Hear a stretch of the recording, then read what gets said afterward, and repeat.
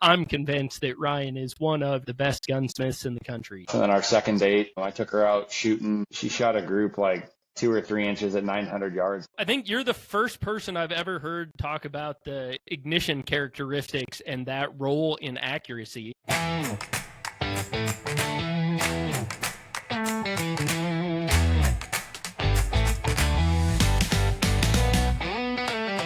Hey there, and welcome to From the Ground Up Show, where we encourage and inspire the next generation of free-thinking leaders by telling the stories of those that have been there, done that, and are still getting it done, building success with their hands, their hearts, and their hustle. If you guys are enjoying the content, do me a favor, give us a 5-star review, subscribe, like, follow, share, wherever you're at. That's the best thing you can do to help promote the content and get us out there. Today, we are super honored to have Ryan Pierce joining us. Ryan is a renowned gunsmith and an acclaimed competitive shooter, recently taking second place at the Long Range National Championships. He is an accomplished hunter, an outdoor enthusiast, a husband, and a father. And I got connected to Ryan a few years ago. I set out to build a just absolute top-end rifle, one that I was going to use the rest of my life. I wanted a super long-range, super accurate rifle in a lightweight package. And I was considering some newer cutting-edge calibers. And as I called around, asked around, researched, the same name just kept coming up. There's a lot of great gunsmiths out there building some awesome rifles, but that package of long range, accuracy, lightweight, and especially being right on the cutting edge of the best technology out there with different calibers and different equipment, Ryan's name kept coming up again and again and again. I did have him build a rifle for me, and it is awesome. I've never seen a rifle with that quality, that fit.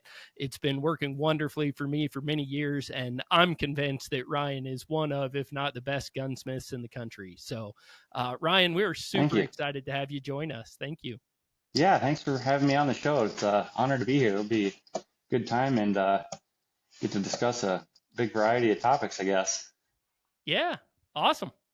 Well, I know throughout your career, and especially in the field that you're in, you spend a lot of time traveling. I know you've been on some pretty exciting hunts and outdoor adventures in Wyoming, Montana, Alaska, and other places throughout the United States. Have you had any recent adventures that you'd like to tell us about? Recent one would have been we went out to Montana with my kids and my wife and my buddy Mike, and had a customer out there that invited us out to his place to fill some cow elk tags. And yeah, it was a great time. The weather was beautiful. There was a pile of elk, and yeah, we were able to fill our tags. The wife, she shot hers at like 200 yards with a 25 Sherman Max, which is like a SAUM improved. And a lot of guys, think you need something huge for elk, and it's all really just, knowing the limits of each setup.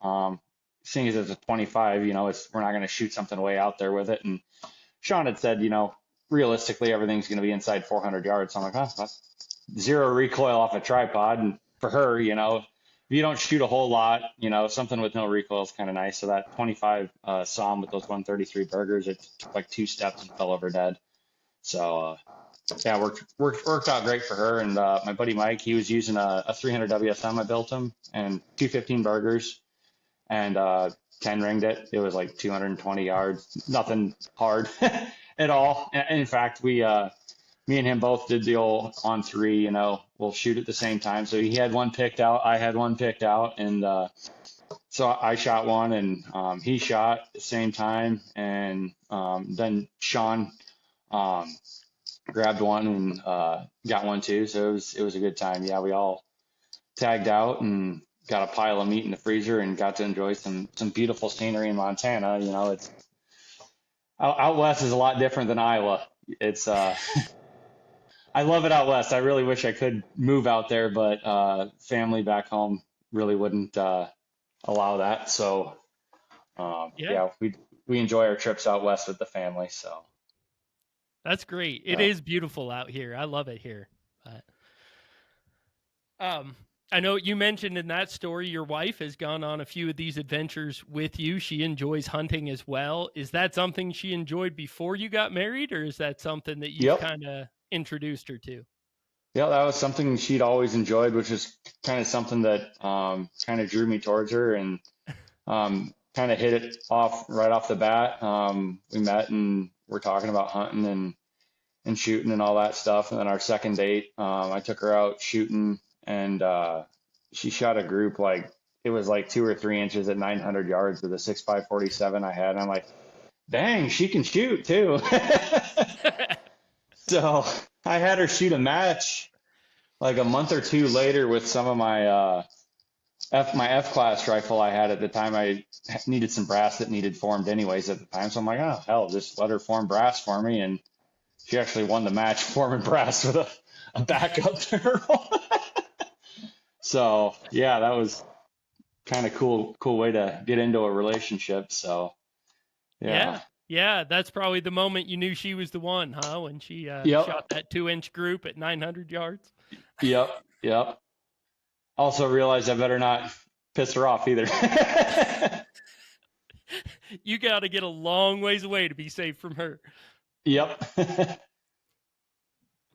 Well, I like to dive in and learn about where you came from. Can you tell us a little bit about your childhood and growing up? Yeah. Grew up, I played a lot of sports, hunting, or soccer, golf, and football, mostly soccer. And then got a little older and I got into hunting and stuff with my grandparents, my grandpa, and then my dad. We'd go out hunting all the time, and then enjoyed hunting a lot more. So I didn't really even go out for sports my senior year. I just went hunting every single day and loved it, and started getting into some competitive shooting as well. And it kind of just progressed from there. I started getting a little more serious into the F class shooting and figured, let's maybe go to school and learn how to do some of this stuff. And so I'm a hands-on person. I went to local community college for like a semester and did a bunch of business classes. I'd already taken a lot of business classes in high school that were college credit and all that. Quickly realized I didn't want to be an accountant or something like that, stuck in an office all day, every day. That's just not for me. I'm just real hands-on. So figured learn how to do some machining and gunsmithing and all that, and kind of just go from there. So went out to Colorado and Colorado School of Trades, gunsmithing, and it was like an 18-month program or something like that. And came back and applied for my FFL and realized I wouldn't be, going full time right off the bat. So I got a job at Brooks Barrels and worked there for a while and learned a lot from them. The barrel making business. Norm Brooks, the owner, one of the owners, extremely knowledgeable machinist. Makes all his tools from scratch for the most part, and the machines are pretty old, but they've redone them to where they're hold amazing tolerances, all that. And the guy was just a wealth of knowledge. Got to see him for the first time in a long time when I went to the Nationals this year. I'd taken like a 9-year break, and then last year I decided to shoot a match, get back into it, and this year I shot 2 warm-up matches for Nationals, and like you said earlier, at the Nationals I ended up getting second place. So I was really happy. The rifles shot absolutely insane. Both of them are tuned just unbelievably. Like, it's crazy. Like I shot a 20 shot group at 900 a few weeks ago, and it was like 3.2 inches of vertical.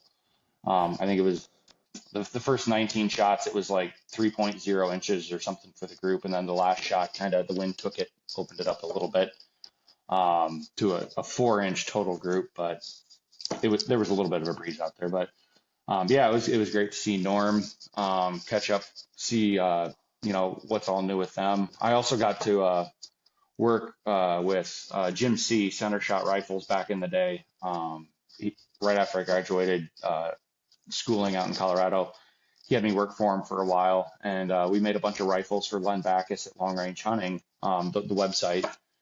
Jim was making olive lens rifles at the time, so I kind of got to see, how Jim did things, from a one-man production standpoint, because that's what I am. I'm a one-man shop, essentially. I don't have anybody else working on rifles. So Jim was really efficient at doing things. And so I learned a lot from there on how to do things, as efficient as possible without cutting corners. So I got to see how he does it. There was a few other guys that showed me how they did things as well. Some pretty well-known guys. So I was really thankful to be, getting to be taken under their wing, showing how to do things, and kind of just form my own techniques after seeing all their techniques, kind of what worked for me. So. Yeah, is there quite a bit of variation in different techniques and guys do things differently, or are you guys all kind of doing the same thing but just with your own touch? There's definitely a lot of different techniques on how to do things. Some people post pictures on how they indicate barrels or how they hold barrels and stuff like that in the lathe. There's a lot of different ways to hold it. Very few that actually are perfect and don't induce stress on the barrel while you're holding it. So like you got to get the barrel in the lathe and you'll get it, the rifling and the bore indicated in perfectly so there's no run out. A lot of setups, chucks, don't allow it to be stress-free because you'll have the outboard end that you'll be trying to indicate in as well. And if it's not stress-free, you're bending the barrel to get it to read what you want. And so when you take it out of the lathe, it goes back to its relaxed state and your machining's crooked.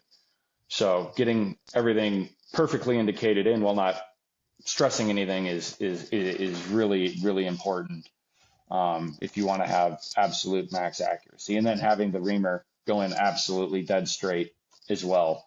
So yeah, there's definitely a lot of different ways to do it, but there's only a few ways to hold it correctly and do everything right. Same with about really every other aspect of building the rifle as far as bedding and all that. There's a lot of stuff that goes into it that most people don't do. Going through the ignition system and ensuring that everything is, up to snuff, nothing's dragging, you have enough firing pin travel, enough protrusion, enough spring pressure. There's a lot more things to it than what most people realize. So, I could go into the really depths of it, but most people probably wouldn't understand it. And it'd be a huge, long conversation on that. So most people wouldn't understand it. So I'll just kind of probably just leave it there for now because you don't want to spend an hour talking about something nobody would really understand. Okay. So, all right. But yeah. And you mentioned you took second place at nationals this year. I remember seeing the results when those came out. You were like really close to first place, weren't you? Just a couple points off. Yeah. After the first day, so you get relays, you get drawn relays, and so there was 4 or 5 relays for nationals. So there was 50 targets, so roughly 250 shooters if there's 5 relays. So I was third relay. So generally you want first relay because you're shooting right off the bat early in the morning. It's really calm. And that morning, the first day of nationals, it was the calmest I'd ever seen that range. It was absolutely dead calm. At the beginning of the day, they do the national anthem and they light off a cannon. And the smoke from the cannon did not move for like 10 minutes. There was like no wind. And I'm like, wow, there's going to be some really high scores shot on this one because there's no wind. And there was some high scores. There was like, I think the highest was a 200 with 17 X's or 16 X's. So the X ring at 1,000 is 5 inches. And the 10 ring is 10 inches. So people were getting, 17 out of 20 shots at 1,000 into a 5-inch circle with all of them going in the 10-inch circle. So when I saw those scores, I'm like, yeah, I'm on third relay. This is going to be kind of tough to do this one. So I knew I wouldn't get an 18X, but I was able to clean it. I got a 200 with like 12 or something like that, which for that relay was one of the highest scores because the wind definitely picked up. But over the next few relays, I managed to hardly drop any points. And at the end of the first day, I was in the lead. So I was really happy with that, considering I haven't hardly shot in the last decade. So was able to hold on to first till the very last relay of the last day. Ryan Mitchell shot phenomenal in those conditions. It was the windiest it had been for that match the whole time. It was very switchy and windy, and you were shooting very fast just to kind of shoot as many as you can in the same condition. And he only dropped like 1 or 2 points on that relay. And he was shooting next to me, and I looked over at him when he was done. I'm like, how'd you do? And he's like, I dropped 1 or 2. I'm like, holy crap, dude. Like, congratulations, you just won, but holy crap, congratulations on shooting that well in that. It was very switchy. There was, so to kind of give listeners an idea of what we were dealing with. So like I said, the 10 ring is 10 inches. The 9 ring is 15 inches. 8 ring is 20 inches. So throughout those relays, you might aim 10 inches to the right and 10 inches to the left, depending on what the wind is doing, or more. It just depends on what those wind is doing. And you got to be able to look at those flags and know with certainty. You have to have the confidence to know, hey, the flag just moved or the mirage just moved X amount. I need to aim 10 to 15 inches over to, hit the 10 ring and X ring. So it was, I was really happy with my performance. The rifle shot phenomenal, and the bullet combo I was using definitely helped. But the accuracy over extended strengths with that combo is insane. Like the SD, the standard deviation in both those rifles is 4 for 50 shots. So it's insane. It's one of the most consistent combos I've ever seen. So I did spin 2 barrels up for some other shooters, and I told them what I was using, and they're like, yep, this is legit. So but I'm not telling who, and I'm not telling what the exact combo is and all that. But it's a hammer. So okay, gonna go shoot. Yep. I was gonna say, just to clarify, you're shooting F-class competitions, not like PRS or something else. Correct. Yeah. F-class is what I've always shot competitively whenever I've shot in a competition.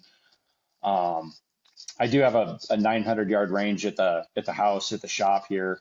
I got a shooting room, and then right next to it is my reloading room, so I can go back and forth really quick and find loads, test loads. It's the only way that I could actually do all this, because there's no way that a guy could take off the time unless you're retired to go break barrels and go test 5,000 million different load combinations and all that stuff. Granted, after doing this long enough, you have an idea of what it's gonna like to be shot, but still takes a lot of time. So got lucky with the house that we bought, that I have the land to be able to do that. We got the steel of a century on a place, so it was, I can shoot way out there. So that's great. Yeah, that was something I was really impressed with when you built my rifle. Was you sent me a kind of a recipe as a starting point for the bullet I wanted to use, and man, even after quite a bit of testing, I ended up coming back really close to your recommendation. You knew right where to put me to get started. So yep, yeah, that's one thing I really that is a big benefit to a lot of the customers is, I send them a dummy round with the bullets seated right at the lands, right at the rifling, for guys that aren't familiar with what the lands are. And so depending on what bullet the guy's going to use, I know what length they're going to want to be shot off the lands generally. And I'll give them use this powder, start at X grain, end at X grain, and somewhere in there, it's going to, shoot lights out. So that time savings, because not many people have a range at their house. Most people got to drive an hour or 2 to the range. So, any time savings, if you can save guys several trips, that's worth a pile of time and money right there, away from his family on a weekend or something like that. So that helps guys out a lot, being able to, streamline it for them. So it's a big deal. Yeah. I've got a short range in the basement of my office, so I can do some velocity testing and stuff down there, but I can't really put it on paper and stretch the legs to see what it'll do. So yep. You mentioned you went to school for 18 months, kind of a trade school. Hmm. What does that education look like? How much time do you spend on different things, and what kind of things did they teach you? At that time, a lot of it was more general gunsmithing, which I didn't want to do really. And when I got out of school, I quickly realized that it would be very tough, if not impossible, to make any money full-time general gunsmithing, especially in, today's day and age where everything is so expensive. As cost of business is skyrocketed. Business insurance, just anything to keep the lights on has skyrocketed. And so I realized right away that that wasn't going to be feasible, as a full-time thing to support a family and all that. So, custom rifles, is what I'm specializing in, the lightweight, custom rifles, long range hunting rifles. And then, I have all the stuff on the shelf as well. So I'll sell the parts to, regular, retail customers as well as, other rifle builders across the country. They'll shoot me a text and, hey, do you got this on the shelf? Yep. So they'll have it a couple days later, give them a bit of a discount on it. So they don't, so they get a discount and they get it in 2 days. They don't have to wait 10 months for the part from the manufacturer. So, um, Yeah. so yeah. So you mentioned that there wasn't a lot of money in general gunsmithing, but I think every gun nut in the world probably dreams about being a gunsmith. Is it as fun as we all think it is? What does a typical day in your shop look like? I generally wake up about 4:30 and I'm in here shortly after. When I wake up, I, spend about 15 minutes figuring out what I'm going to do for the day, thinking about, just planning the day out in my head. So in the shop, what I do is I have a bunch of benches lined up. And so I can have like 24 rifles lined up in a row. And so what I'll generally do is I'll do them all at the same time. So like I'll chamber all of them. And then once that's done, I'll go ahead and put all the brakes on, and then I'll bed them all, and then I'll go ahead and Cerakote them all, and then clean everything up, and final assemble them. Sometimes I don't. A lot of times it's not a 24 rifle assembly line. A lot of times it's a little smaller than that. But I have the space to do it if I want to. If I want to just do a pile of one thing or the other. Um, but yeah, that enabled me to have it very efficient rather than having a bench with only enough space to do one at a time. That's not going to work. So I had pile of bench space made and line everything up and get it as efficient as possible. And then once those are done, I got a walk-in vault that has parts bins with barrels, action stocks, all that stuff in each bin. And I'll just, if a customer's already spoken for one, I'll take his invoice off with the parts, put it on the bench, and just line the benches up with parts again and start all over. Go through it Yeah, again. So, that was going to be one of my other questions, is just watching you on social media and my experience with you building my rifle. It seems like for a one-man shop, you turn out a lot of rifles. You are busy. Other than the 24 bay bench or the 24 bench shop, um, is there a secret to the efficiency and the amount of product you're putting out? a lot of hours. Pretty much work every day. But now that I've got a family, kids, and all that stuff, it's not 7 days a week, all day, every day. Weekends, I'll come in early, putz around. They wake up, I'll go have breakfast with them.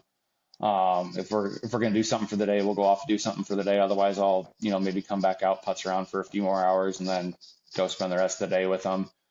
But yeah, it's just a lot of hours and just consistently grinding. That, as you know, that's what it takes. It's Yeah. just that mindset of there's no other option. That's what you're gonna do. When it's all up to So, you, it's all up to you. yep, nothing else to fall back on. So yeah, I don't have any other degrees in anything else. So it's building rifles, or if something didn't work out, then I'd probably just do open up a machine shop and just, contract stuff out, stuff like that. But Right now, there's no other option, so that's what I'm doing. So I'm fortunate enough that I have enough of a demand from people to do this full time.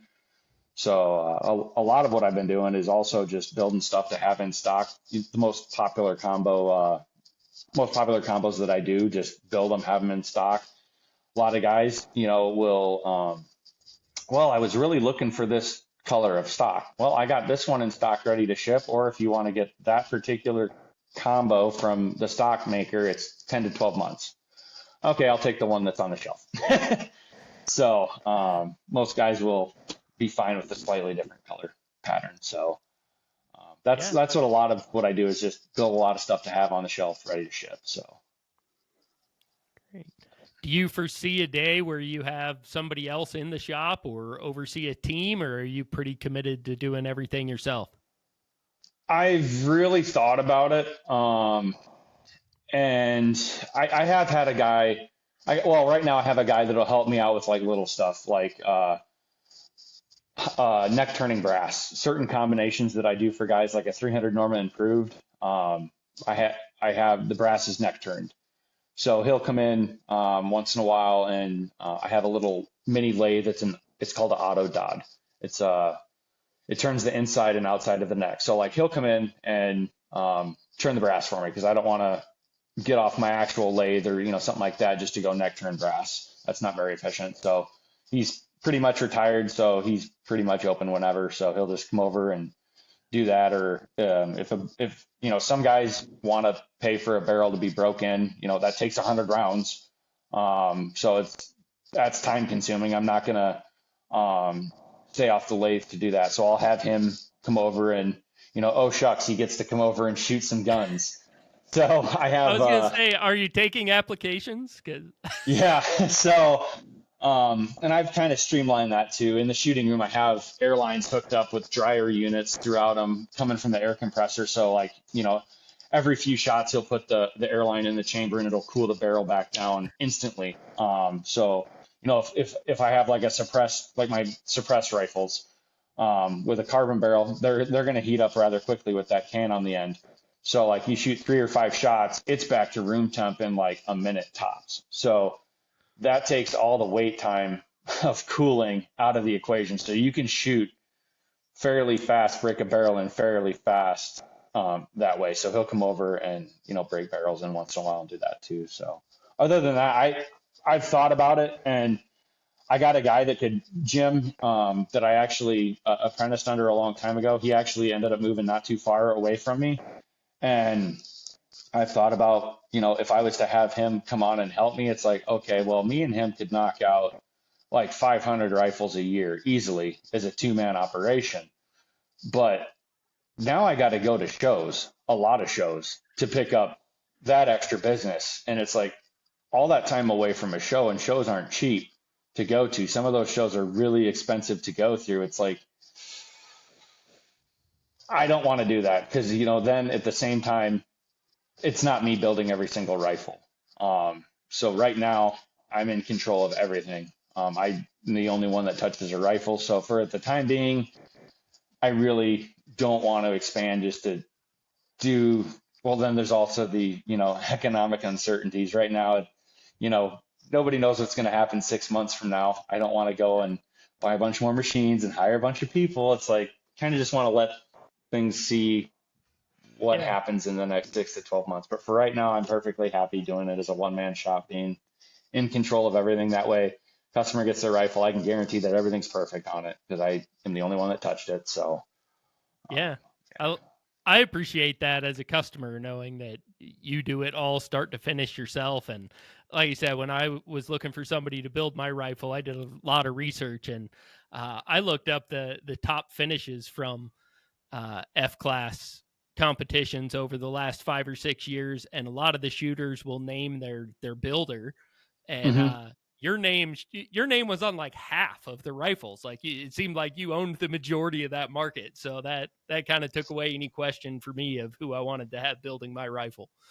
So I was really fortunate. I had some friends and customers that were really good shooters. So I used to shoot all the time, and I quickly realized that okay, you're gonna spend 2 days prepping brass, loading ammo, and 2 days shooting. Okay, that's 4 days out of the week that you're not making any money.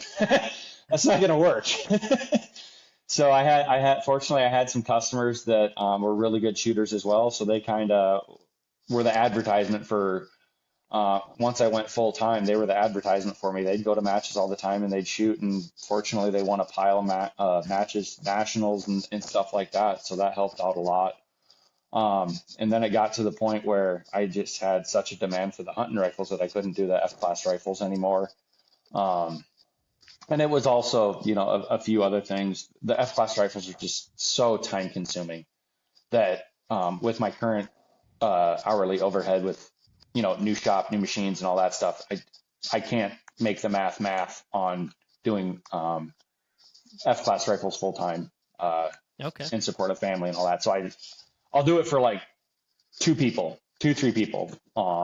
That's it, because they're really, really good shooters. I don't make any money on them, but they're still advertising for me. So, Yeah. So yeah. what is the difference there? What takes more time on an F-class rifle versus a long-range hunting rifle? Stock finishing is a killer. As far as like clear coating and all that stuff, just everything about it is a lot more time consuming. Having to wear gloves the whole time you ever touch the stock before it's finished, because you don't want to get oil on it or anything like that. Yeah, it's just not something I'm able to do with my current setup, constraints and all that stuff. So with the hunting rifles, I can just line them all up and be very efficient at it. Okay.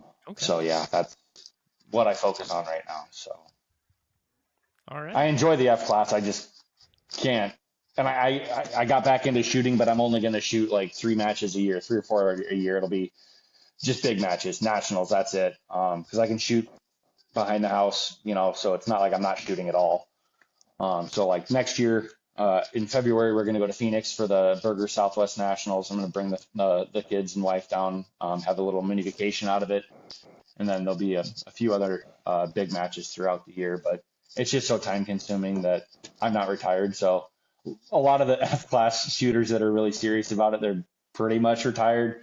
So, they can take off whenever they want and they can spend 2 days a week loading ammo. It doesn't matter for them. So, Gotcha. yeah. I love that your wife and your kids travel with you. That's something I've been watching on social media, and it seems like, man, you got a toddler in tow and a baby in a baby carrier out there chasing elk or antelope or wherever you're at. That's cool that you guys do it as a family. Yeah, it definitely makes it so it's possible. Because otherwise, just leaving the kids behind with the wife, that's not really fair. So if we can make a vacation out of it, and stop along the way, stop at national parks, enjoy some scenery, and then once we're out there, throw them in the pack and go antelope hunting or something with us, like our Clayton, our 3-year-old, he wasn't even a year old, and we had him out antelope hunting with us in the pack. And it was cold, but I mean, we had him bundled up and stuff, and it was a lot of fun being able to have your kids involved. That enables you to do a lot of things if you involve them in your activities. So, and Yeah. yeah, it's just great making memories with them. So we try and involve them in everything we do. So you can't My exactly, wife, throw them at grandma for a week either. That's not really fair. yeah.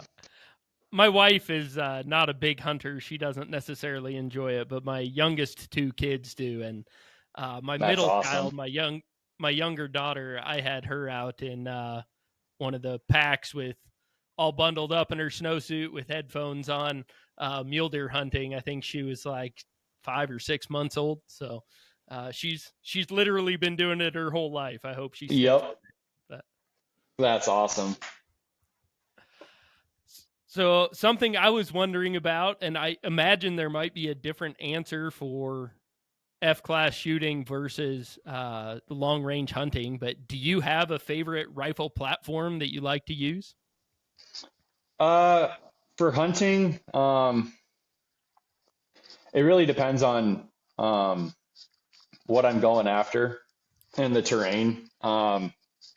If it's going to be close shots, you don't need a big Uber Magnum.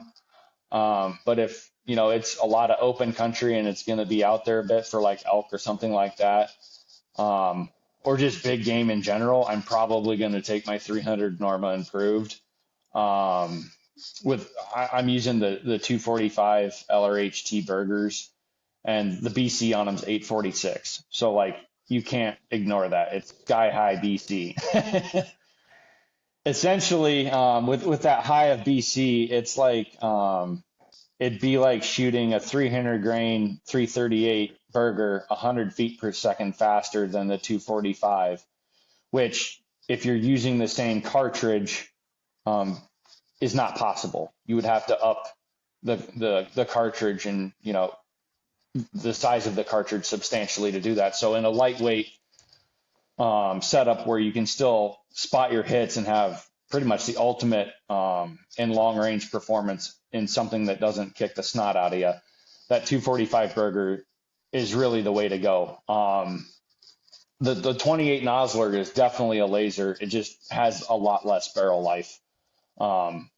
As you know, the Nosler is straight up laser. Once you get into those big Magnum shooting heavy for caliber bullets really fast, it opens up a huge, it's just a huge step up in performance. With those 245s, for example, guys should really just go punch the numbers in for themselves to see how much of an increase in performance it is with a 195 7 mil or a 30 cal 245 going really fast over, the 6.5 Creedmoors or 6.5 PRC or whatever.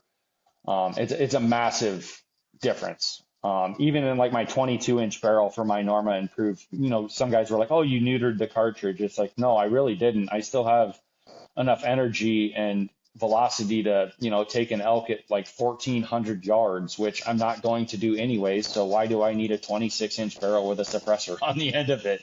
I don't. So that's why I went with a shorter barrel for hunting. So, Yeah. but if it's something that's close, if it's going to be inside 500 yards, I'll use, a 25 cal or, something like that has no recoil off a tripod. I'd have no problem shooting, a cow elk or something like that up to 500-600 with a 25 cal. They're more than sufficient. So, yeah, I know when I ordered yours, the 28 Nosler was really hot, and you were kind of on the cutting edge of, cutting custom chambers to load the 195s. And so that's what we settled on. And it was shortly after that, you started building a lot of those 300 Norma improved, and it's been tempting. I've wanted to switch over for a long time, but that 28 is doing really well for me for now. So, yep. Yeah, it's got less recoil than the 30 cal 245s. And those 195 burgers are just straight up lasers. The only downfall to it is barrel life. A lot of guys with the Noslers are running N570, Vitavori N570, which isn't barrel friendly. So a lot of the time, I've done hundreds of 28 Noslers, and a lot of them end up getting rebarreled about 500-600 rounds if you're using N570. It might go a little further than that, barrel life wise, but most of the time it starts dropping off around there. So versus like the Norma is, if you're using N570 and you keep the barrel cool, you're right around 1,000 rounds. So it's pretty significant amount more barrel life, but it just depends. If a guy's never going to be plinking and all that stuff, then 500-600 rounds of barrel life is a really long time. That's a lot of dead animals. That's a lot of freezers filled. So yeah, I think I'm closing in on 200-300 rounds on mine, and I try to limit it to just a few shots every year unless there's an animal in front of me. So hopefully we got a few years left. But yep. And a lot of times, guys will like a lot of what I've been doing too is switch barrel setups. So like in these barrel burners, you can't exactly practice with them. So a lot of times guys will have me do a switch barrel. So they'll have me spin up like a 300 WSM is a really popular one because the barrel life is like 2,500 rounds. And for practicing, you can shoot past 1,000 yards with it, no problem. But just being able to go out and shoot and not worry about barrel life, is nice. It keeps you from having to buy another rifle to practice with as well. So if a guy has a barrel vise Changing a barrel is a 10-minute affair. You just pop the scope off, take the barreled action out of the stock, and pop the barrel off, put the other one on, torque at 70 foot-pounds, and you're good to go. So um, that's been a popular option for guys. So Yeah. I ended up going the other route and bought the second rifle. I have one of the 22s that's on the Remington 700 platform, and I set it up identical to the one you built me with the same stock and everything, so I can go down in my yep. basement range and practice with that, and it matches everything that I see in the field. So Yep. Yep. yeah, You definitely need something that you can shoot with a lot, just to, get good off a tripod, different shooting positions and all that. And you don't want to exactly do that with something that's going to burn the barrel up.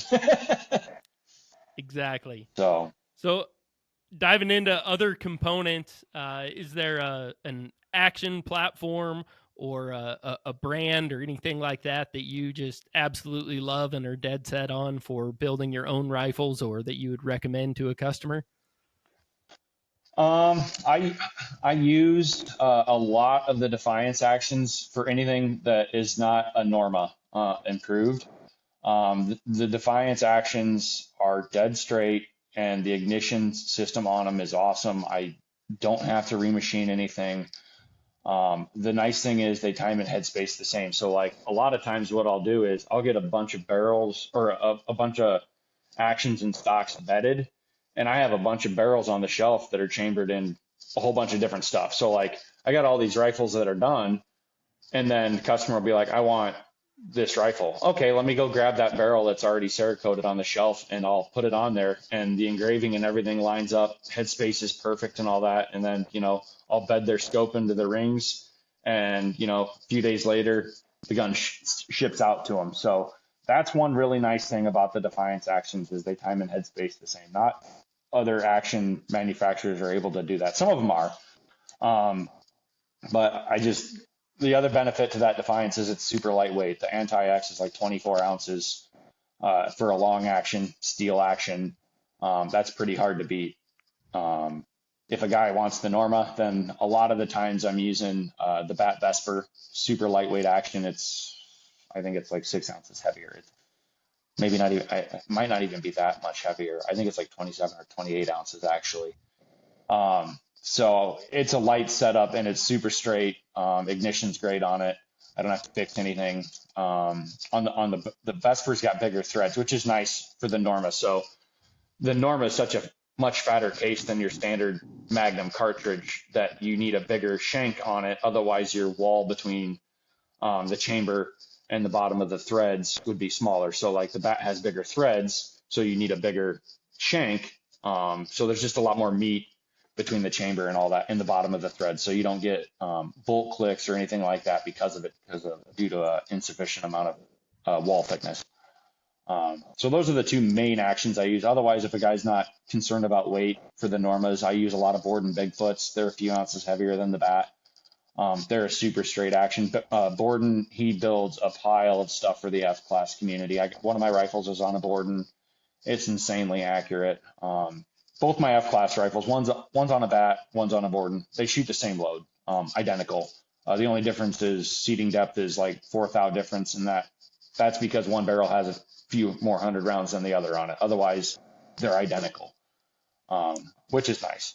But those are primarily what I use. Other than that, it would be Pierce Engineering. They're out of Michigan. I use a lot of their shadow actions. That's a fairly lightweight. It's a skeletonized 700 footprint action as well. I use a lot of those.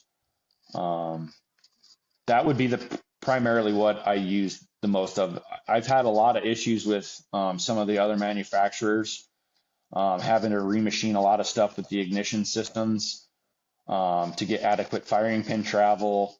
And just stuff like that I don't want to use something that I have to spend, a bunch of time on and then end up charging the customer $300 more to fix something. It's like, well, for the same price, here's something that I don't have to fix and is perfect right off the bat. So it's time savings on each rifle. So Yeah. And those I are still all go through the Defiance actions and stuff to make sure everything's good, but like I don't have to remachine anything. So yeah. those are all Remington 700 footprints, correct? Yep. Yep. Yep. Okay. All right. Well, what drove you to start from a relatively young age and pursue kind of a unconventional career? I don't know a lot of guys that came out of high school and dove right into gunsmithing. So was there an impetus or something that really pushed you that direction? Probably would have been when I started shooting competitively and wanted to just kind of figure out how to do it myself and see if it was something that I would enjoy doing. I figured I'd enjoy doing it as a career. But there's not many guys that are able to do it as full time. And it took quite a few years to get to the point of full time. I was working, 2 to 3 jobs, which was including building the rifles. And it got to the point where I was working like 120 hours a week every week. And I'm like, okay, I have enough business built up to where I can go full time now, or so I thought. I had enough to go full time for building rifles, but it definitely wasn't as much as I had originally thought I needed to stay busy. Going full time, you need a pile of work lined up to stay busy. But I was just always involved in the outdoors and am a hands-on person, so it was just kind of a natural avenue fit for me. So it kind of just took off from there. And I'm not one to kind of half-ass something. If I, get my mind to it, I'm just going to go all out and just all the way. It's just go big or go home has pretty much been my, motto for a really long time. So went full time and just really took off from there. Fortunately, I'm able to do this full time. So Yeah. If you could go back and start over, would you do it again? I would, but I'd probably do things a little differently. I would buy a CNC lathe a lot sooner. I didn't go to school for. I never took any actual CNC courses. But I had a guy come out and write some programs for me. I told him exactly what I wanted. And so I had the CNC lathe, and he came out, he showed me how to run them, and he wrote some programs for me. And after watching the programs, watching the screen do what it does as tools are moving and stuff, I got to figure out, okay, these numbers are going, this means this tool is doing this and all that. So like I got to the point where after watching that enough, you can modify programs, write new programs and stuff like that. The CNC lathe was a big, massive time saver, especially for a one-man shop. I'll get the barrel indicated in and select the program I want, push the green button to go, and I'll walk away and go do something else. I'll come back and see it will have turned down the barrel and threaded it, and I'll check the orientation for the high spot of the barrel compared to the action. So like when you indicate a barrel in, I indicate in at the throat and 1 inch past the throat. So doing so, you're going to have some run out on the muzzle end, but as long as where the bullet enters and 1 inch forward of that is perfectly indicated in, it doesn't matter what the muzzle's doing. But in doing so, having it straight here, you're going to have a little bit of muzzle run out at the end. And so I'll take the high spot and I'll clock that to where it's 12 o'clock on the action. That way the barrel's going up for the curvature of the bore, not off to the side or down low. That way you're going to get maximum elevation out of your scope. So the lathe will do its first operation is turn it down, thread it. And so I'll go check the orientation of the action to the high spot if need be, which you almost always have to offset it to get it to time up. You'll offset it and walk away, come back, it's done, and then it'll go from there for the other processes of chambering the barrel. And then I do the reamer by hand. I don't have it set up to where the reamer just goes in and I don't even look at it. I want to be able to feel to make sure everything is going in straight. And if it's not going in straight and it's a setup that you're not touching, you really don't know until the very end. So Fortunately, I've only had a couple mistakes on the CNC. I think I've only ruined one or two barrels in 7 or 8 years probably. So I'm just really careful. I'm not super fast on it. I'm just make sure that it does what I need it to, and I'm not super high production. So if it takes me a little longer for each barrel, it's not that big of a deal. So that was the one thing I wish I would have done sooner is get the CNC. Other than that, I can't really think of anything that I wish I would have done sooner. Yeah. Do you think it's still possible for somebody to do if there's a high school kid that doesn't love school, is super into shooting, and wants to do what you've done? Is it still possible? Oh, it would be extremely difficult in today's climate, I think personally, given the fact that there's so many people out there building rifles. My advice to someone would be to go to school for welding, machine shop, or something like that. And obviously, if you want to build rifles, you're going to need a machining background. So take some classes in that, but don't rely on it as your full-time gig, because like the insurance for a rifle builder has gone up like 400% for me in the last 4 years. So it's insane. And actually, I have some buddies that own welding businesses out in California, which cost of business in California is insane. They're doing pipelines and stuff. I'm paying more in business insurance than they are. So like, I don't recommend somebody jump in, try and do this full time. You're going to have to do part time for quite a long time, and you're going to need a backup plan in that time. Something paying your bills, because it's not going to pay your bills for a very long time. So do a trade. And I think, as you'd probably agree, trades are definitely a lot more in demand than they used to be. And everybody's kind of realizing trades are where it's at, because AI is not going to replace that anytime soon. You need people to weld, and, electricians, plumbers, and all that stuff. Those are really high paying jobs, and you don't need $150,000 in college tuition to do it. So that's what I would recommend to someone in high school trying to decide on what you're going to do. Do a trade, and take a few gen ed classes, take some business classes, stuff like that. But try and pick out a trade that you think you might enjoy. And a lot of high schools are doing that as well. Like back in high school, we had shop classes and stuff like that, but at that time they really didn't push it that hard. So that's what I would recommend to somebody is, learn some trades, take some machining classes, and slowly get into it. But right now, there's no way that someone would be able to just jump into it and do it full time. There's too many people out there doing it. So it does seem like that's an industry that's kind of blown up, and maybe I was just not in the loop, but it seemed like 15, 20 years ago, everybody owned a production rifle, and custom rifles were kind of like, that was a special thing. There weren't many people doing it, and there weren't many people that had them.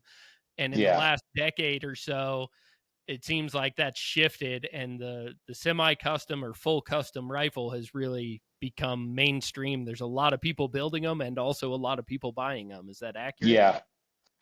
Yeah. It's definitely picked up in the last 15 years, I would say, is when long range hunting rifles and just long range rifles in general has really, really picked up mainstream.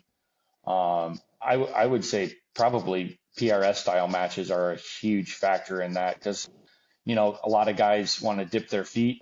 They don't want to go buy an F-class rifle to dip their feet in long range shooting, but a lot of people have a bolt action 243 or 308 or whatever.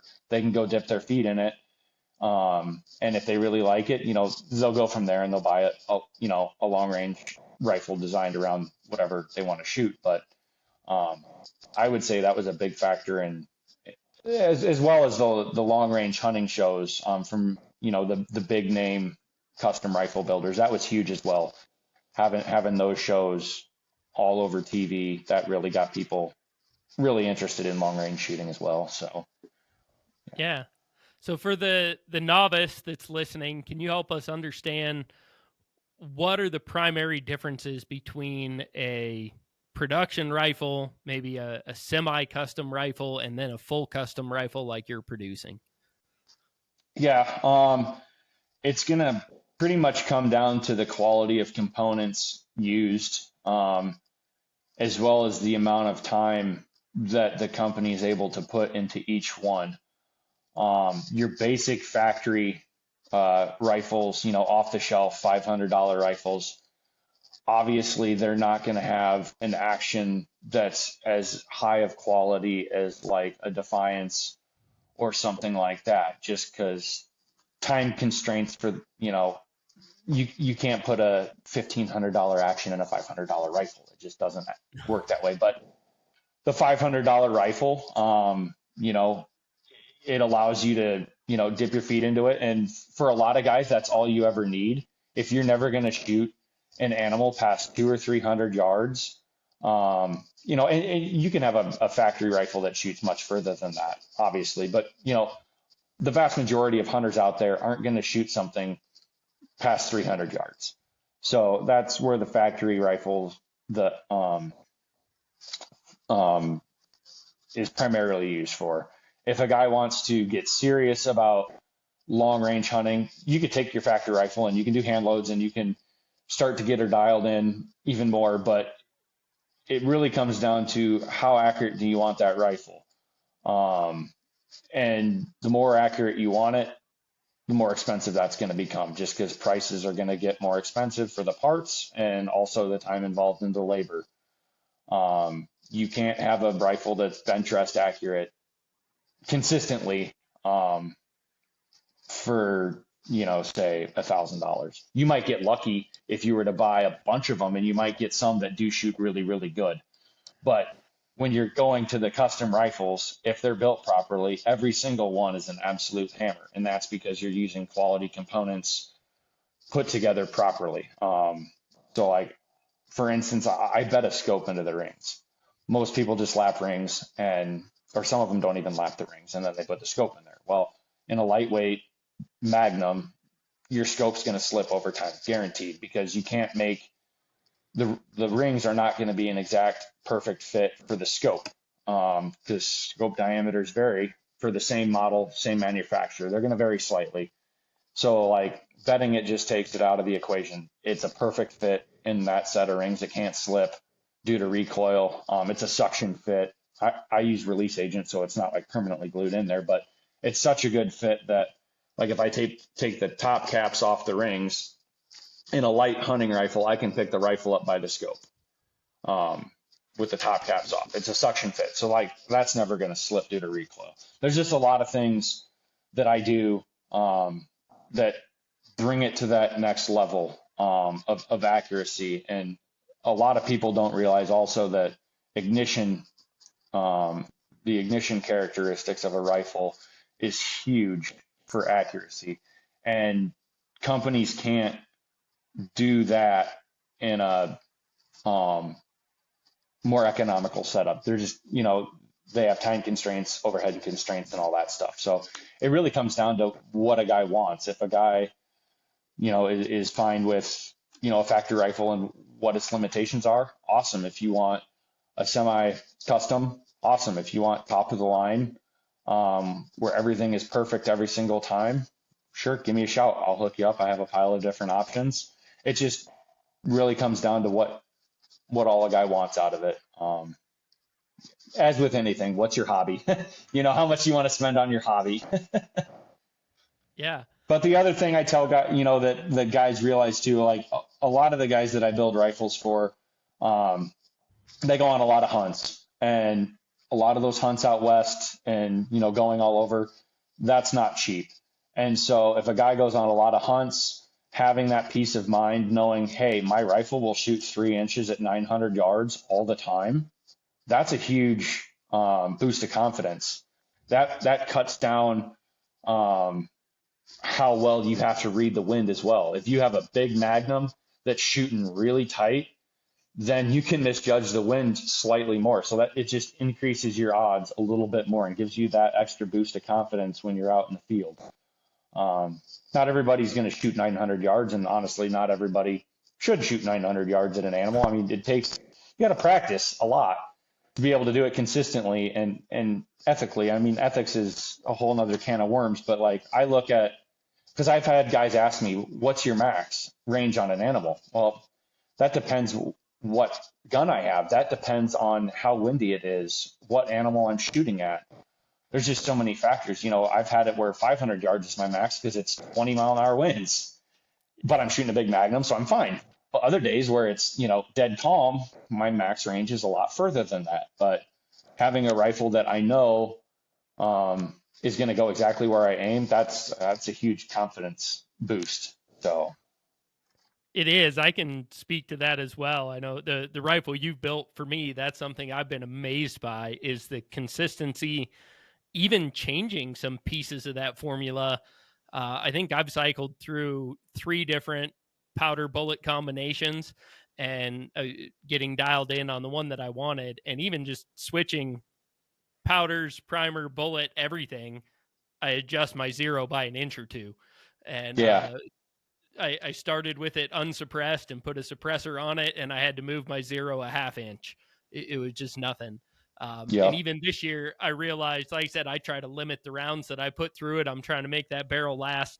And so I realized it had been like 4 years since I put my rifle on paper. I just pulled it out of the safe every year and went out and shot animals and had never checked it. And I just threw it down on the range, threw some paper up at 100 yards, just a bipod, no rear rest, no nothing, and put 5 shots exactly where they were supposed to go in about a 3/8 group. After 4 years of I've dropped it off at things, I've thrown it in and out of the truck, it's been in the field working, and I haven't checked it, and the scope still doesn't need adjusted. It is on every time, no matter what. It gives you a lot of confidence, like you said. So that's awesome. Yeah. So I think you're the first person I've ever heard talk about the ignition characteristics and that role in accuracy. I don't understand that very well. I'm sure someone a little more novice than myself certainly doesn't. Can you give us an overview or a novice idea of what you're talking about and how ignition characteristics affect accuracy? So essentially, you have your firing pin. And essentially, your firing pin needs to move X amount from the cocked position to the fired position. And you just need X amount of energy to hit that primer for it to reliably go off in cold weather. Now, the size of the cartridge also comes into effect as well, because say you're shooting a 6-dasher or something like that, that'll go off in cold weather a lot easier than say a 28 nozzler burning 80 some grains of powder. And I've had that before where I had a buddy that built a rifle, and he's a knowledgeable machinist and all that, and he used, I'm not going to say the name of the action, but I don't use them anymore because I had to fix all their stuff. But he called me up, he's like, Ryan, hey, I'm getting hang fires in my 28 nozzler with this action. And I go, okay, I've dealt with them before. You need to have X amount of firing pin travel. You need to go take the spring out of the firing pin and make sure that nothing is binding, because the tip of the firing pin would generally bind in those actions in the hole of the bolt. It would bind in there, so it was dragging. You need to put a heavier spring in there as well, because they use too light of a spring, because everybody's all about, oh, my bolt opens so easy. Well, yeah, because they used a light spring, so they don't have enough firing pin travel. Their firing pins are dragging, and they have a weak spring. So you're having issues in cold weather with your 28 nozzler getting hang fires. So I said, go do this.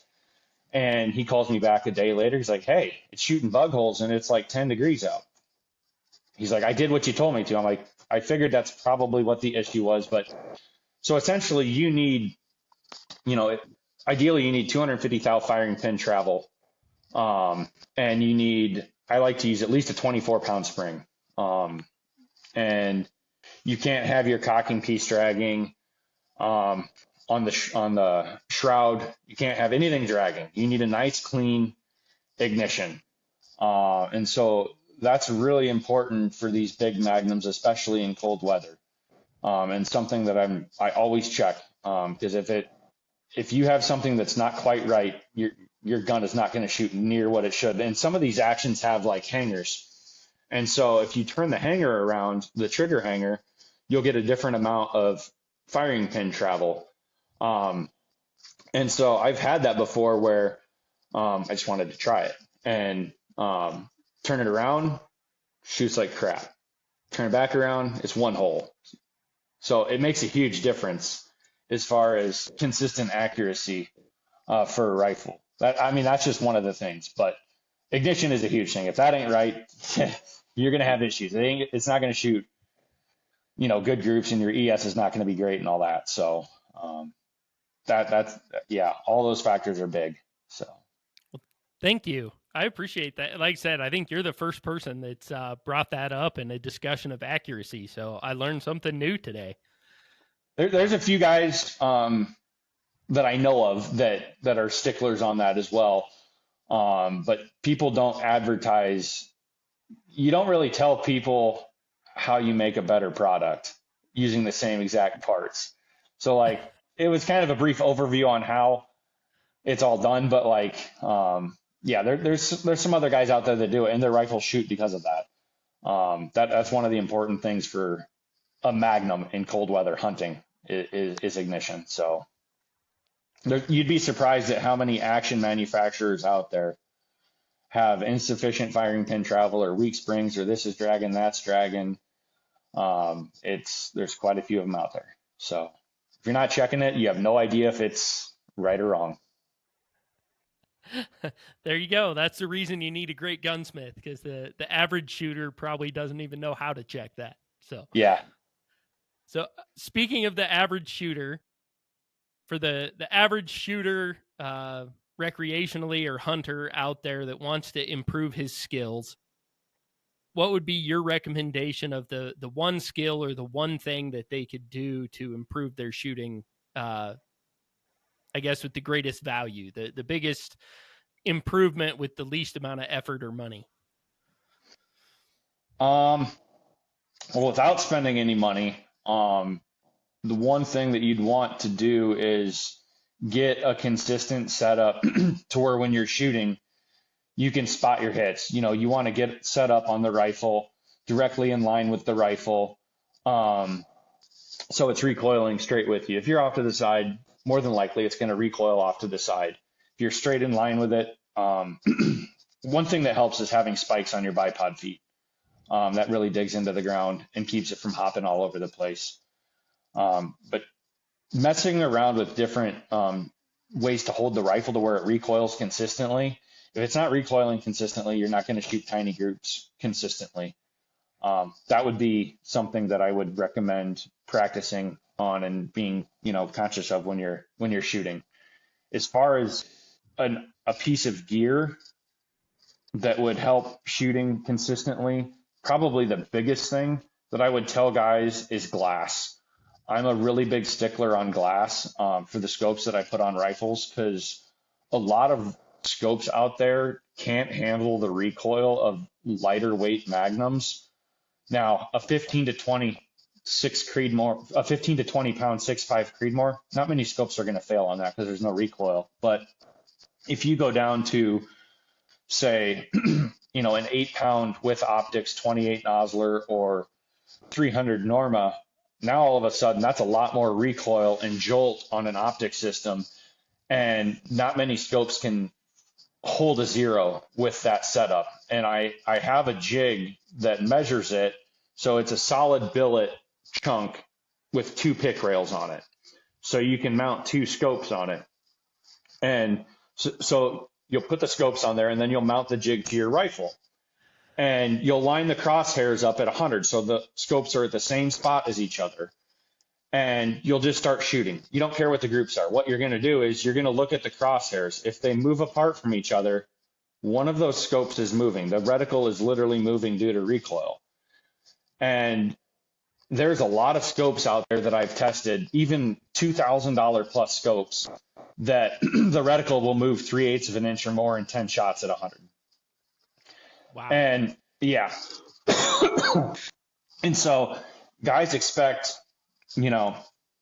a tiny bug hole group all the time. Well, if you're using a scope that moves 3/8 of an inch, it's not happening. You might get lucky once in a while, but those scopes are gradually moving due to recoil. And I don't want to name names because I don't want to badmouth any particular companies. But like the scopes that I do use that I will offer accuracy guarantees with would be Night Force, Tangent, ZCO, March. So ZCO would be Zero Compromise Optics, Tangent Theta, March Optics. Those are primarily the ones that I use. The most popular ones for hunting would be the Night Force NX8. That's the most popular one I use for hunting rifles by far because it's lightweight. My personal rifles. Great scope. Yeah, and for the money, like it's not cheap, but like for guys willing to spend around $2,000 on a scope, that scope is the scope for a lighter weight hunting setup that can take a pounding and not lose zero. They came out with that a couple months after I built my rifle. Otherwise, that's what I would have. I have my setup. I like it. I was happy with it. I wasn't willing to change. But if they had come out with that scope a couple months earlier, that's what I would have. Those things are awesome. Yeah, you can't beat them for. I mean, a 4 to 32 magnification range is huge, and it's 28 ounces, and they take abuse. It's hard to beat for the price.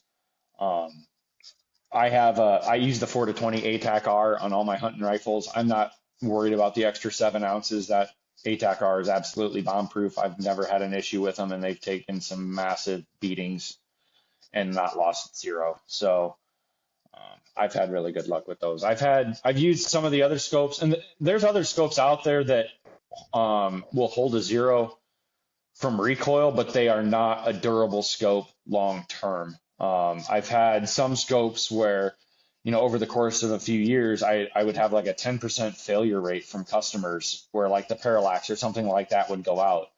It's like, yeah, it'll shoot tiny groups, but it won't take a beating.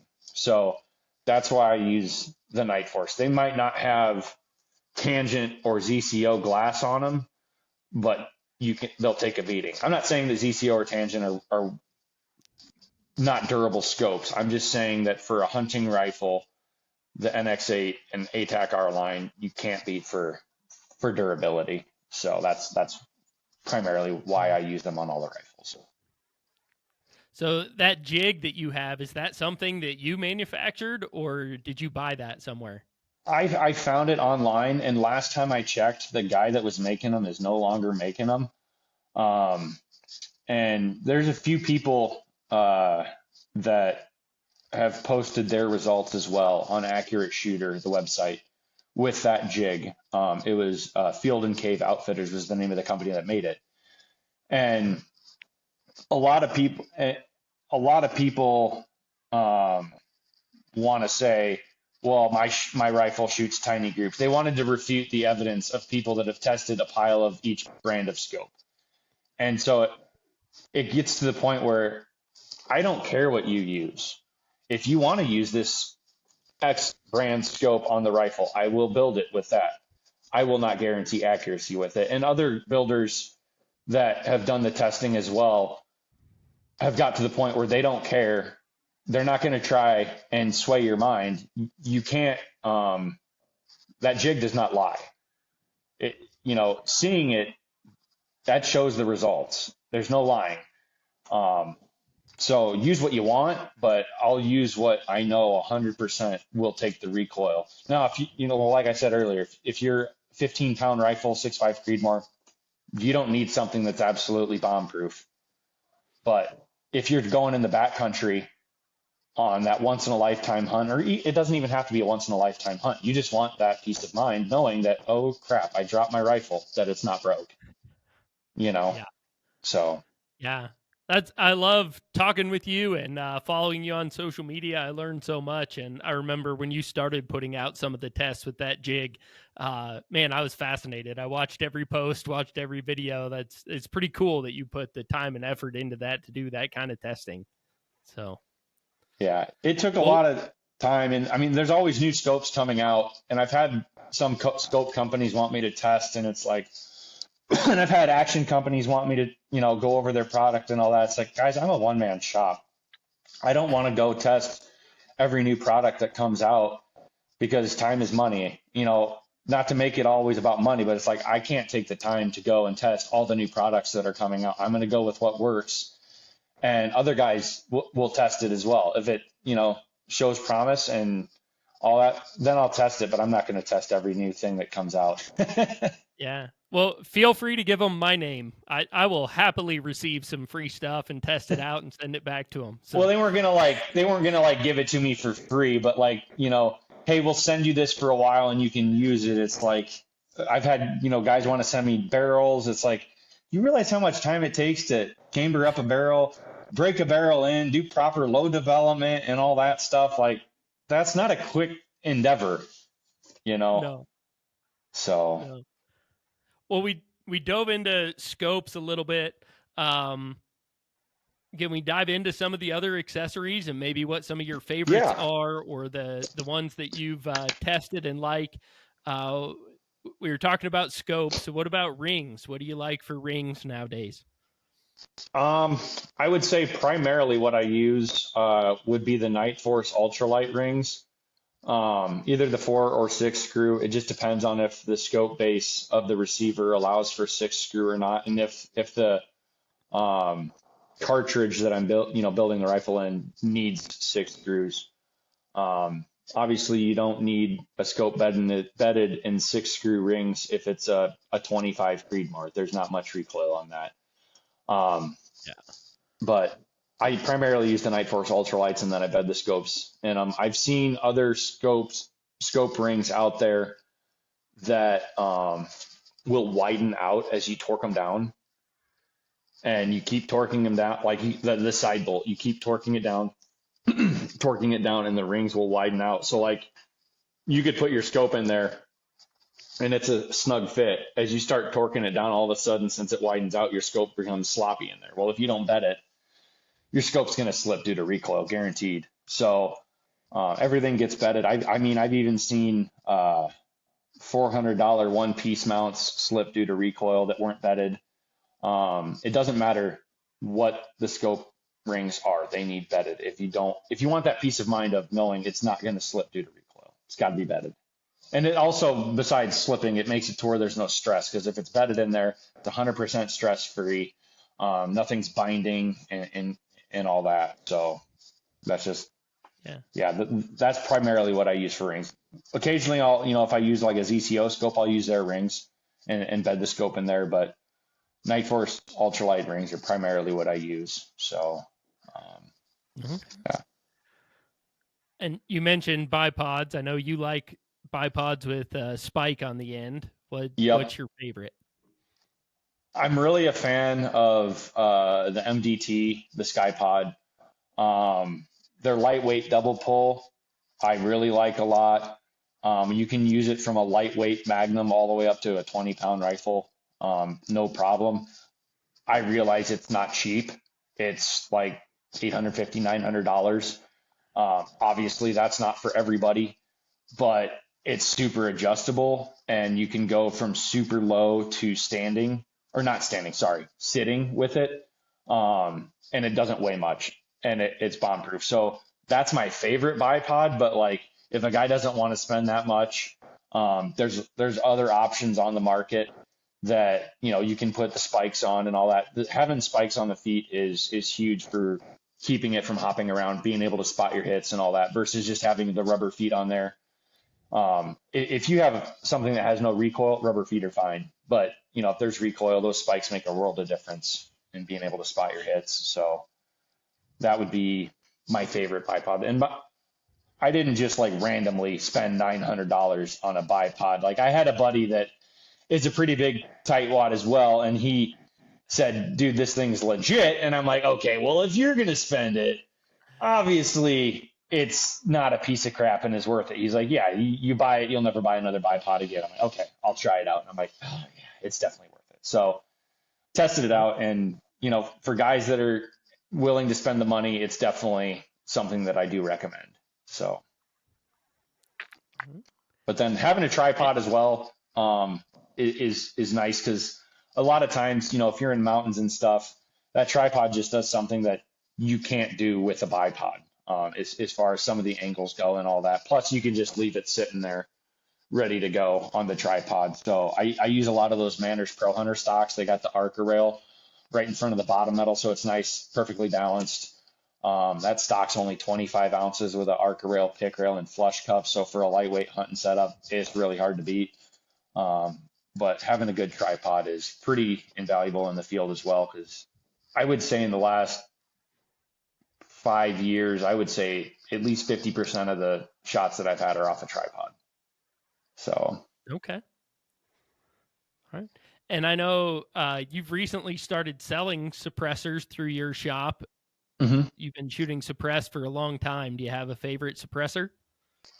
I have so it really depends on the setup, but if a guy's using a lighter weight hunting rifle that's a Magnum, having a suppressor with a brake on the end is huge in the recoil reduction department versus a standard suppressor that does not have the brake on the end of the can. I think Thunder Beast did some testing and they said it was around, 50% more recoil reduction compared to no brake on the end. And I would definitely agree. It pretty much doubles the recoil reduction and makes spotting hits so much easier on these lightweight Magnums off a bipod. So like my 300 Norma improved, 245 Burger, I have two different barrels for it, but like my longer barrel, 26-inch barrel, I got a 245 at 2900. It's a mild load, but like I can watch the vapor trail. I can watch the hit.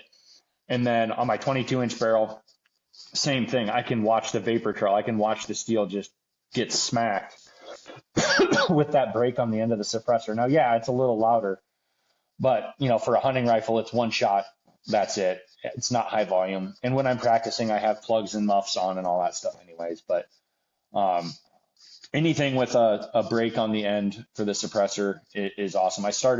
I did get one of the new unknown suppressors, unknown munitions.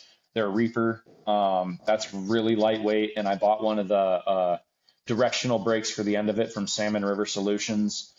And I threw that on my Norma and I really like it. It's a super lightweight can with, they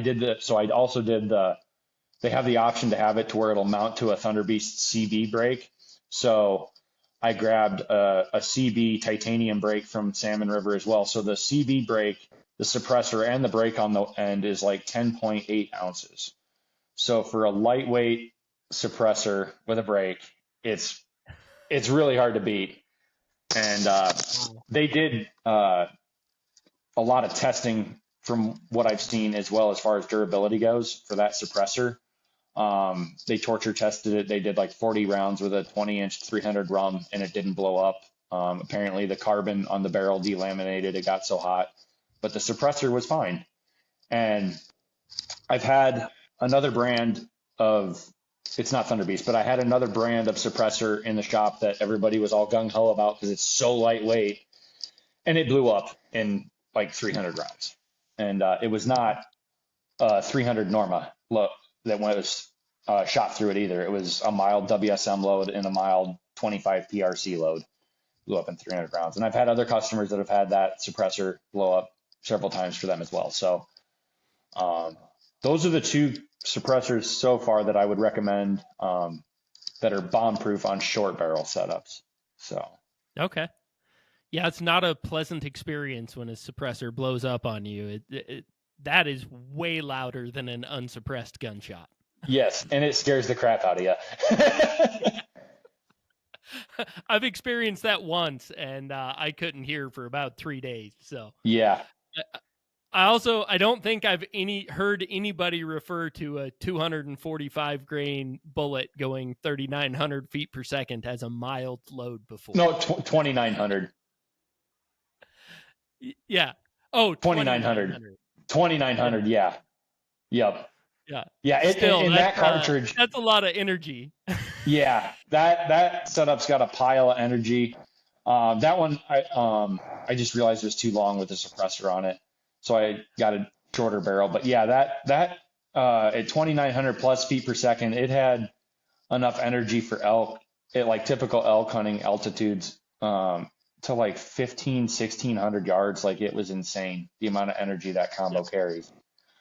But you don't need it for, I'm not going to shoot that far out, so I won't know the 22-inch barrel. But that Norma is a pretty sweet cartridge, the improved version, because the brass will never wear out. I got over 30 firings on some brass, and the primer pockets are still feel brand new. So I gave up trying to wear it out. I spent like a whole day getting to 34 firings on one piece, and I couldn't hardly tell a difference in how tight the pockets were. I'm like, okay, it's not going to wear out. So yeah, that seems like a sweet combination that I know you build a lot of those. You seem to be the guy that's kind of specializing in that. So yeah. Each show we open up an opportunity for listeners to either call in and chat with us or write in a question. And I have a write-in question here from Brighton. If someone is starting from zero and wanted to get into gunsmithing, even just as a bit of a hobby, and they want to use their own equipment, where do they start? And what equipment would they need to just get started with the basics?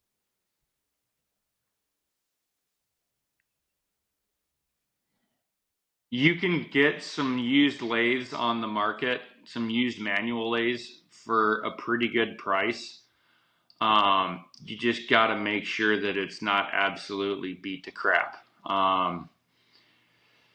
So I would, obviously you're going to want to start off with a manual lathe, because dipping your feet into it and going CNC is not going to be in the same sentence.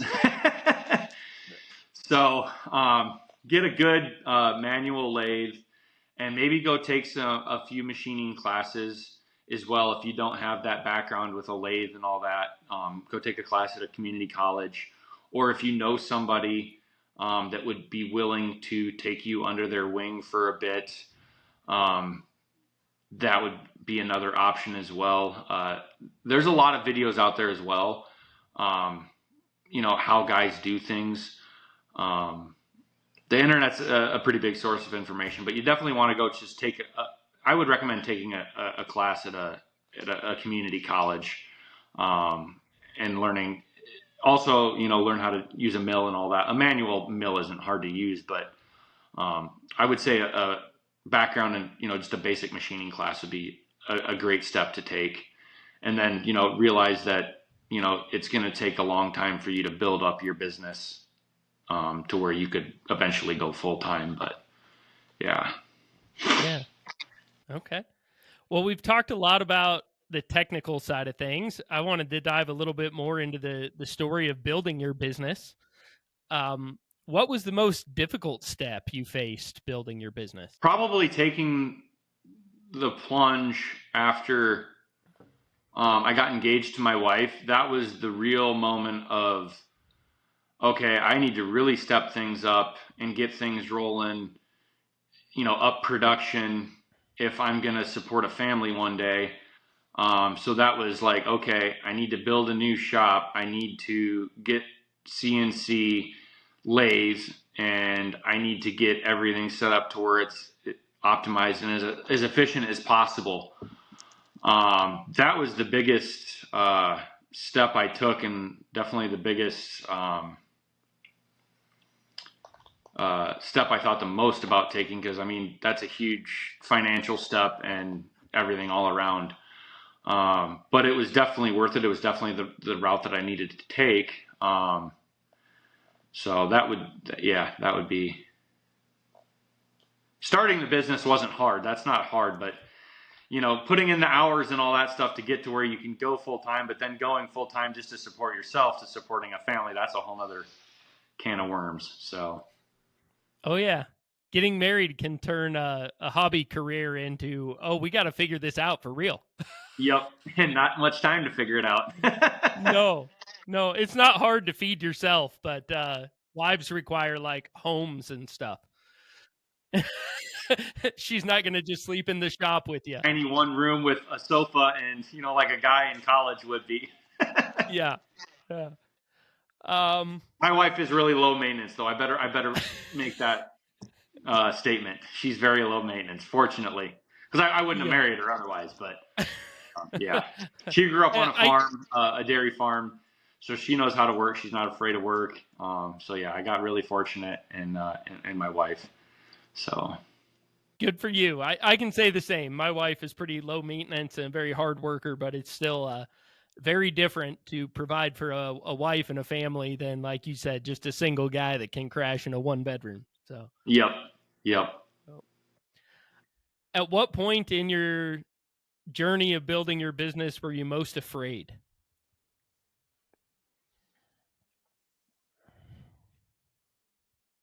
Probably when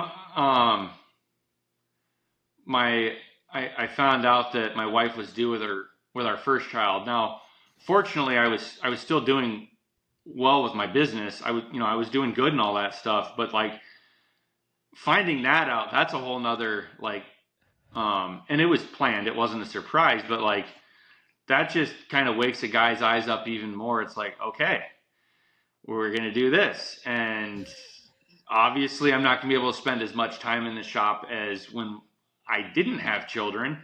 So like getting even a little more efficient with things. Yeah, that was, and then the second one wasn't a big deal because we already had the first. But yeah, I would say that was probably the biggest eye-opening experience, because then it was like, yep, this is really real. Yeah. Do your wife and your kids ever join you out in the shop? Are they able to help with anything? Sometimes Clayton, he likes to, at the end of the day, once in a while, he'll come out and he likes to help me shut things down. He'll flip the switch on the air compressor so it's off, or I'll tell him what buttons to push on the CNC lathe to shut it off, to rehome everything and get it shut off. And he likes to sweep once in a while as well. So I don't know, maybe down the road when he's a little older, I might have him actually help me out in the shop if it's something that he wants to do. That'd be awesome. But he likes working on my wife's parents' farm, the dairy farm and stuff. He loves going in the tractors and all that stuff. Even at 3 years old, he knows what all the tractors and all the parts do and all that stuff. Like he's really smart with that stuff because he does it every day because he goes there for daycare. So, but yeah, it's really nice having kids that are able to grow up on a farm. I'm really blessed in that regards because they know how to work. They're not afraid to get dirty. Most kids these days don't know how. They don't have that experience. So they'll definitely be a few steps ahead when it comes to real life, when they're older, because they won't be afraid to work. So, yeah, Harvard did a study, probably 3 or 4 years ago, I think, and they tried to determine the most determinative factor of success from childhood, and it was kids that grew up with chores and responsibilities was the primary determining factor. So I don't doubt it. That definitely makes sense. We got a bunch of little chickens and stuff that Clayton and Vivian are raising, so we get like 3 or 4 eggs a day. But they get home from grandma's and they got their chicken chores, and they'll feed the cats and the dogs and all that stuff as well. They got their little ducks in the chicken building as well. So yeah, and then they got chores at the farm as well. So yeah, it's definitely kids that are able to work and not afraid to work. They have a huge step up in today's environment. Because I've had it before where I had some like part-time work that I needed done for guys. Like I needed someone to come help me with, and like younger kids, sight a rifle in, or hydroform brass, or something that's easy, and they didn't want to do it for $25 an hour. And it's like, this generation is in for a rude awakening, like the younger generation. yeah, Getting everything handed to them and not having to work for it is going to really bite them in the butt when they go into the real world. And I'm sure it already has, but yeah. Oh man, when I was that age, if I could have made $25 an hour to sight in rifles, that's what I would still be doing today. Yeah, I would have killed for $25 an hour in high school and just out of high school, because I was making like $12, $13 an hour doing hard work, manual labor outside, and I would have killed for $25 an hour. What's something you wish you would have learned earlier?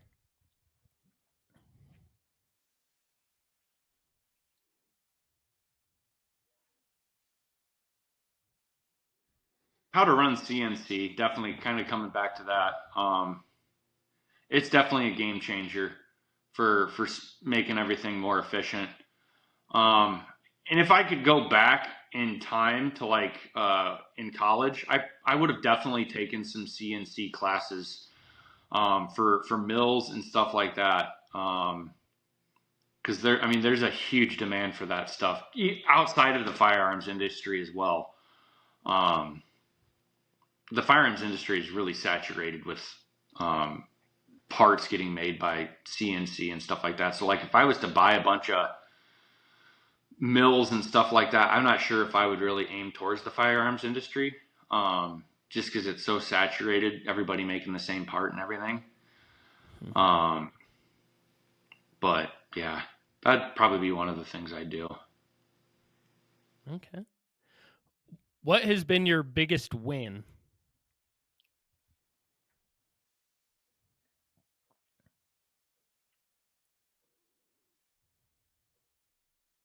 There's been a lot of wins, fortunately, and I guess it kind of goes back to a saying my grandpa always told me.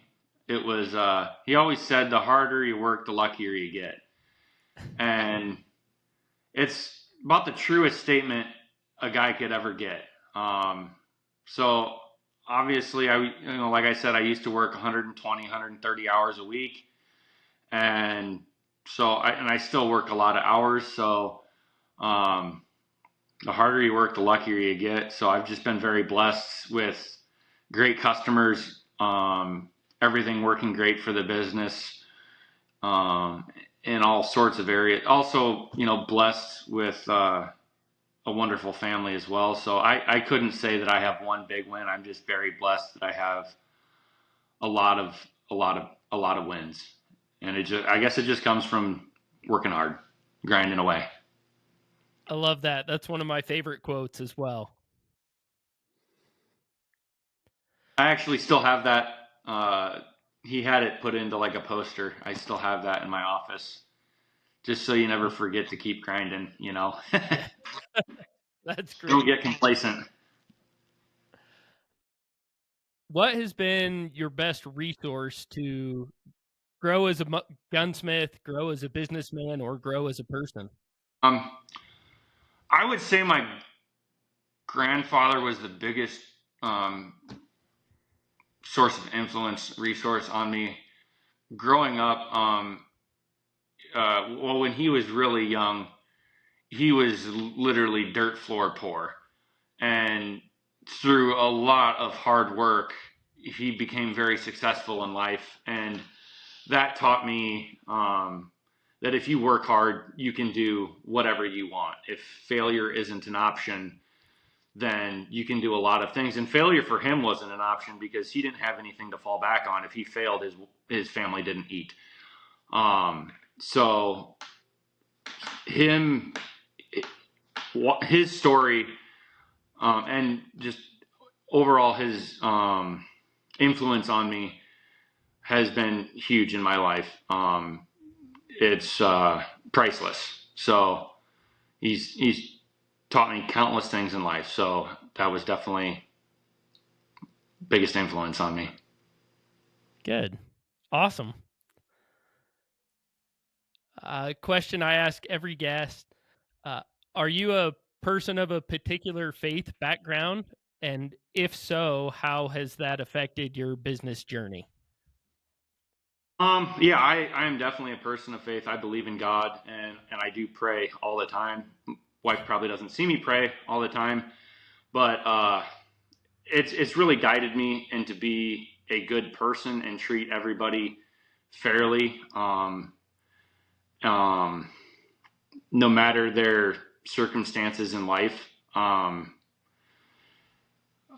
Yeah, and it's just a good moral compass. I wish they would bring that back more into school rather than trying to take God out of everything these days. I'm not saying a person has to be super religious, one religion or the other, but most of them are just a pretty good moral compass for somebody to live by. So it's pretty important to, in my opinion. Yeah, for people. I would agree with you there. So, couple questions as we kind of wrap things up. Is there anybody that you would like to see on the show? Do you know of somebody that has a cool story, a cool background, or is involved in a really unique industry that you'd like to hear their story?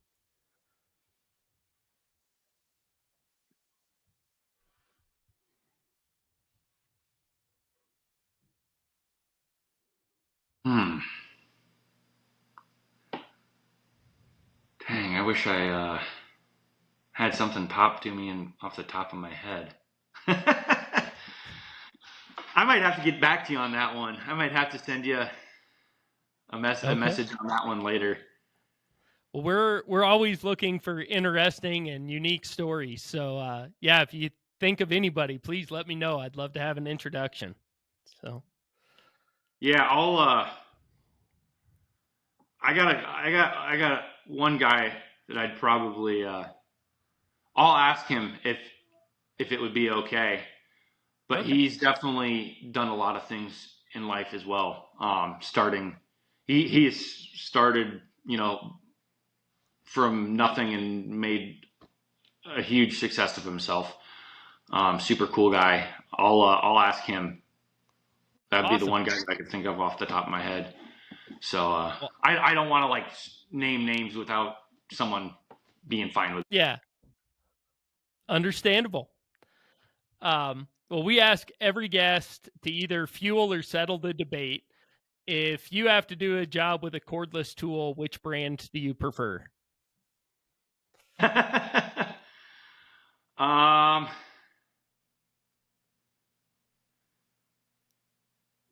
got a few, I guess, but we got DeWalt. I don't have a pile of cordless tools, I guess, but DeWalt would probably be what we got most of. But all right, another one on the board for DeWalt.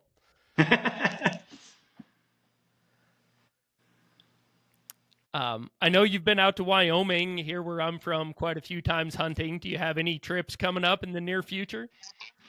We've been trying to get the wife's been trying to get an antelope buck tag out in Wyoming for a few years now, but they've definitely cut back on tags in the last few years out there and made it really difficult.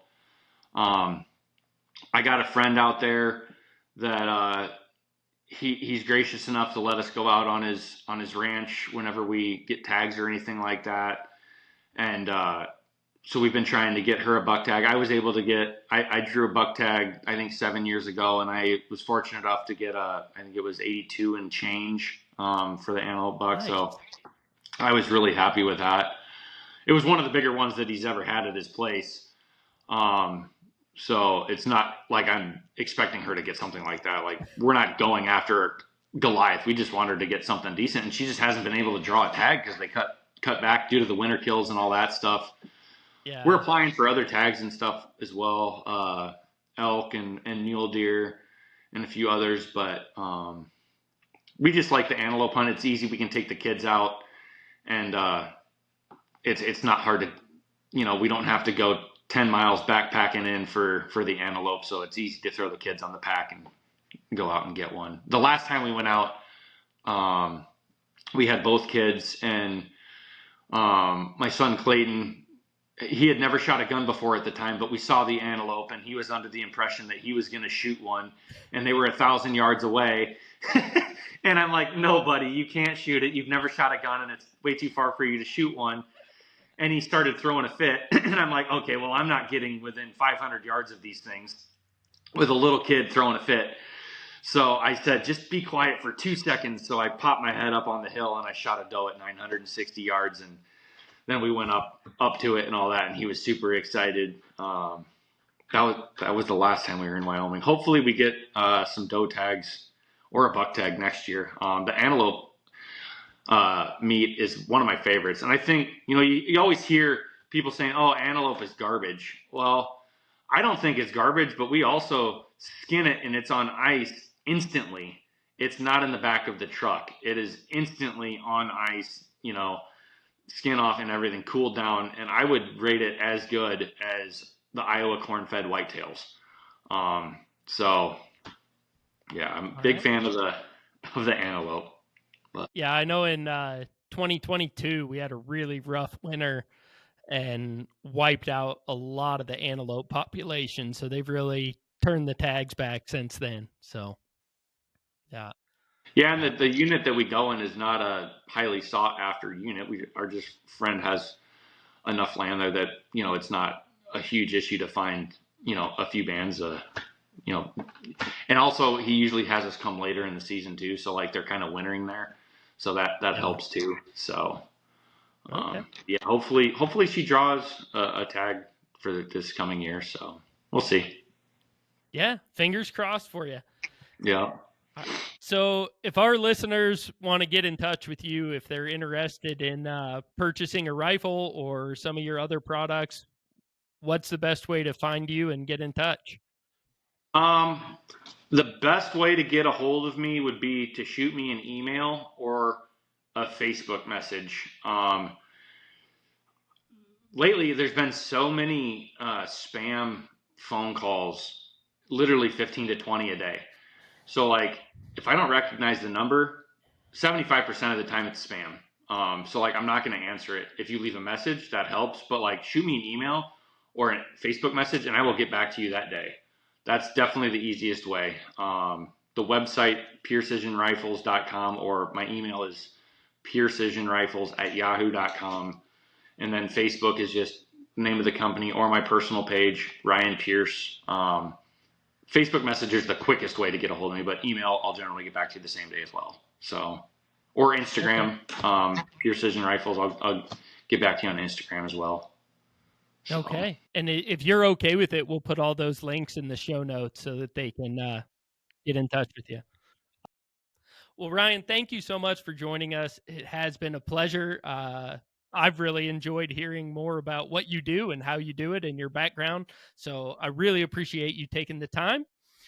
And thank you guys all for being part of From the Ground Up show.